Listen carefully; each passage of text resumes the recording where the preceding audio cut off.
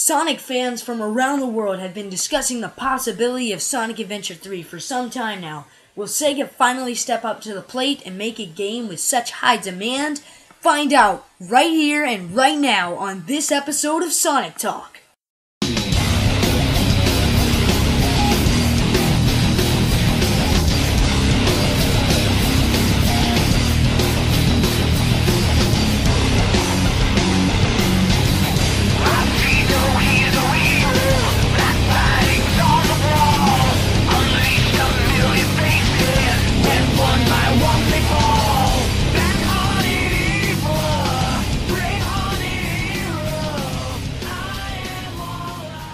Hey guys, this is Sam, the owner of Shadows Channel, and today I will be discussing a very controversial topic, which would be Sonic Adventure 3.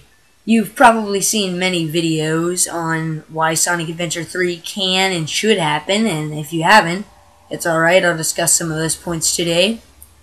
But mainly what I want to say is why it hasn't happened. Alright, so we all know that the Sonic fan base complains quite a bit, including myself. When Sonic Boom came out, I did not like it at all. I like it a lot now. I'm just going to say that. I like it a lot now. I've warmed up to it, especially since I found out that it's not going to be replacing the modern Sonic series. But I'm just going to say, at first, I hated it. I just didn't like it, especially Knuckles. But, I mean, come on. Who likes Knuckles' redesign anyway? I mean, if you do, that's fine, but not many people like it. So what I'm going to say next is, we complained a lot about that, and Sega got a lot of pushback from the start, and this was a fresh idea. What I'm offering up today is, lots of fans want Sonic Adventure 3 so badly, but to create Sonic Adventure 3 would be a huge risk for Sega, because imagine this scenario. They released the game that everybody expects to be perfect because fans have been wanting it for so long. And imagine it's just not good enough for the fans. That would be horrible for Sega. They would spend so much time and energy trying to get this project perfect. And if they got a lot of pushback, they wouldn't sell as great, and that would be a disaster to put so much effort into a game that people wanted so badly, just to mess it up. So that's why Sega has been experimenting with so many different things. That's my theory anyway. In Sonic Heroes, they had 3 characters being controlled at the same time. Sonic the Hedgehog 2006 was a reboot, and they figured out that that one didn't go so well. Shadow the Hedgehog, which actually came before Sonic 2006, it wasn't necessarily a Sonic game, but it had Sonic in it, and it was the same canon. Introduce the guns, and to see how people like that. Sonic Unleashed represented a different kind of Sonic with Sonic the Werehog design. Sonic Colors went back to the basics, but it had the new Wisp edition and a slightly different storyline. And Sonic Generations was an anniversary game that people loved a lot, but they wish that you could have played as more characters. Honestly, myself, I really don't care. I was satisfied with classic and modern Sonic, and really, if I wanted to play as other characters, I would just get a mod like I did. Just get the mods. They're free, people make them all the time, and you can pretty much play as whoever you want when you do that. I mean, people made Mario mods for crying out loud. Just play as Mario. Well, of course, unless you have the console, like the PS3 and the Xbox 360, then that'd be kind of hard. I think it's possible, but I don't know. I played on PC, like I think most people do, but definitely not all. Okay, moving back to the subject of Sonic Adventure 3. So what Sega's trying to do is trying to get to the point where they have enough money to risk this, and they also know what the fans want. Now it's obvious that everything they tried so far was okay, but honestly, fans still are craving Sonic Adventure 3 because they love Sonic Adventure 2 and Sonic Adventure. I think that Sega will see that. I think that they'll realize, hey, you know what? Our most successful, the last time we've had a really successful game was Sonic Adventure 2. So I think they'll probably consider going back to the basics and adding in Chao Garden, of course, and the storyline like they had in Sonic Adventure and Sonic Adventure 2, where it's more in-depth than, for example, Sonic Colors, and definitely not do an Elise type thing like they did in Sonic 2006. Or, I don't think they'll add too many characters. I think they'll probably include all the existing characters, but I don't think they're gonna be adding more characters. Maybe new enemies, but I highly doubt new heroes. But, I mean, you never know. You really never know. I think they're gonna go back to the Chaos Emerald story. I really hope they do, because Chaos Emerald stories are always the best. That's why, in my opinion, Sonic X beat out the old 90s cartoons, is because of the Chaos Emerald driven stories. Now, as far as voice actors go, that's a very controversial subject, because as a lot of you know, some of the voice actors have been kicked out and it was against their will.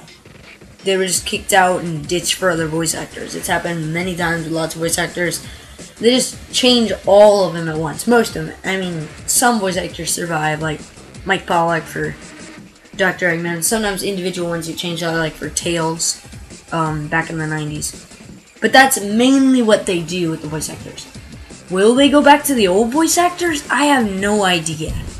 There's a chance that they might, but how likely is it? I really can't say, because they've never really gone back as far as voice actors go.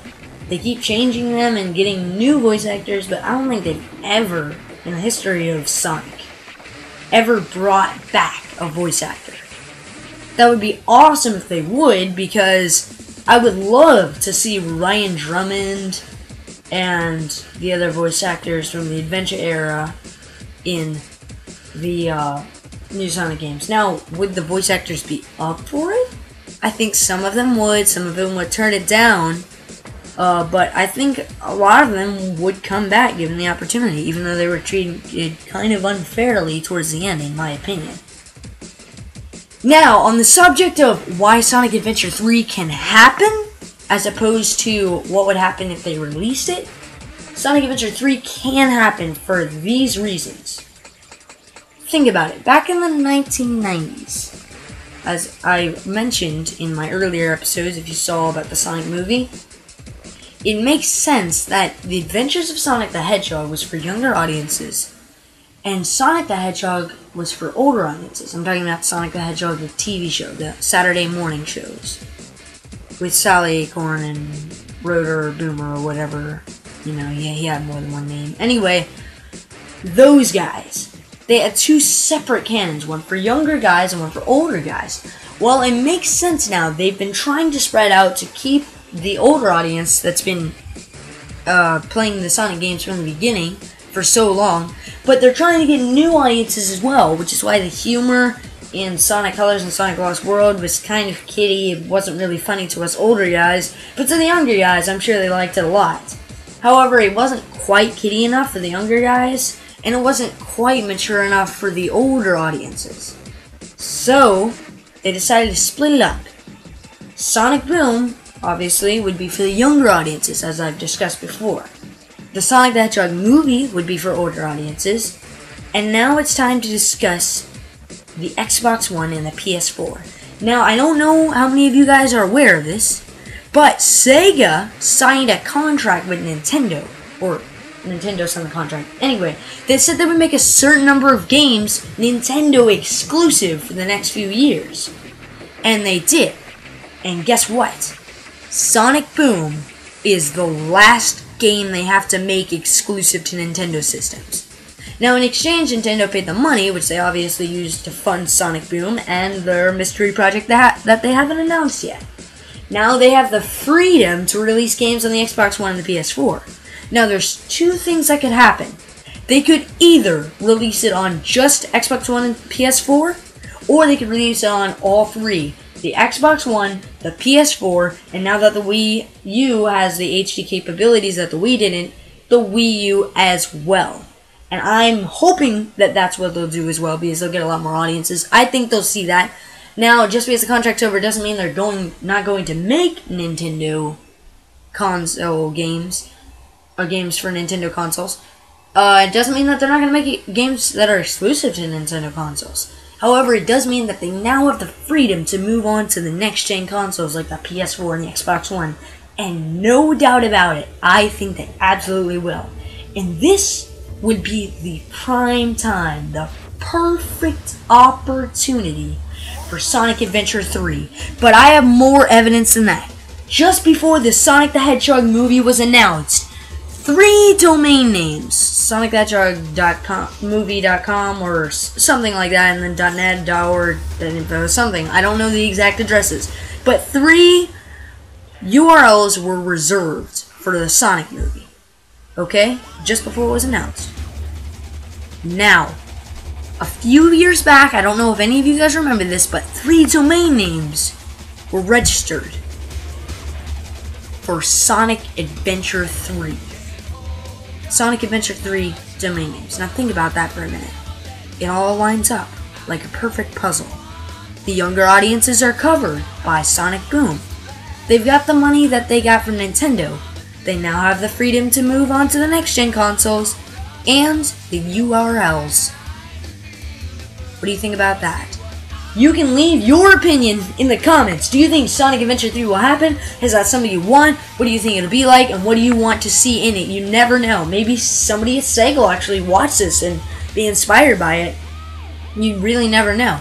So go ahead and leave your opinions down there. If you agree with what I'm saying, or even if you don't, but you think it's an interesting concept, don't forget to hit like, and don't forget to hit this huge, or should I say big red button, since Sonic Boom is being made by Big Red Button, to subscribe to Shadow's channel. We really appreciate it. Thank you guys so much for watching this video all the way to the end, and I'll see you next time.